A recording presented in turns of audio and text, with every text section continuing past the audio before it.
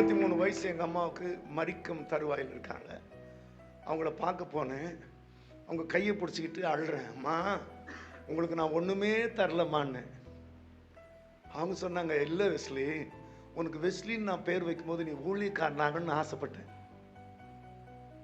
உங்கள் அப்பா உன்னை பேங்க் ஆஃபீஸர் ஆக்கணும்னு ஆசைப்பட்டாரு. நான் நீ ஒரு ஊழியக்காரனான்னு ஆசைப்பட்டேன். நீ தான் ஊழியக்காரன் ஆகிட்டேப்பா, இதுக்கு மேலே எனக்கு என்ன தரணும்னாங்க. இல்லைம்மா, நான் எங்கேயோ ஊழியம் செய்கிறேன், உங்களை எப்போதான் வந்து பார்க்குறேன், நான் ஒன்றுமே செய்யலம்மான்னு அழுதா என்னை தொட்டு எங்கள் அம்மா சொல்கிறாங்க, வெஸ்லி நான் கிச்சனில் தான்டா பாடிக்கிட்டு இருந்தேன், நீ தமிழ்நாடு முழுக்க பாடுற. இந்த வெஸ்லி இந்த வயிற்றுல இருந்தான்ற பெருமையோடு நான் செத்துருவேன். நான் இப்போ சொல்லுங்கள், உங்கள் அம்மா கிட்ட வந்து கேட்கலாமா? சொல்லுங்கள், இந்த மாதிரி பிள்ளை ஒன்று இருந்தால் செத்தே போயிருப்போம். இந்த மாதிரி பிள்ளை இன்னொன்று இருந்தா போதும் பாஸ்டர், பெக்கும் போது முக்கா உயிர் போச்சு, இப்போ மிச்சம் உயிர் போயிட்டு இருக்கு சாமி. என்னங்க உலகம் இது?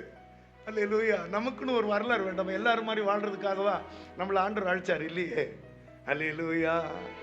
சகோதரரே, இந்த 7 நாளுக்கு அப்புறம் நீங்க மாறி இருக்கணும்.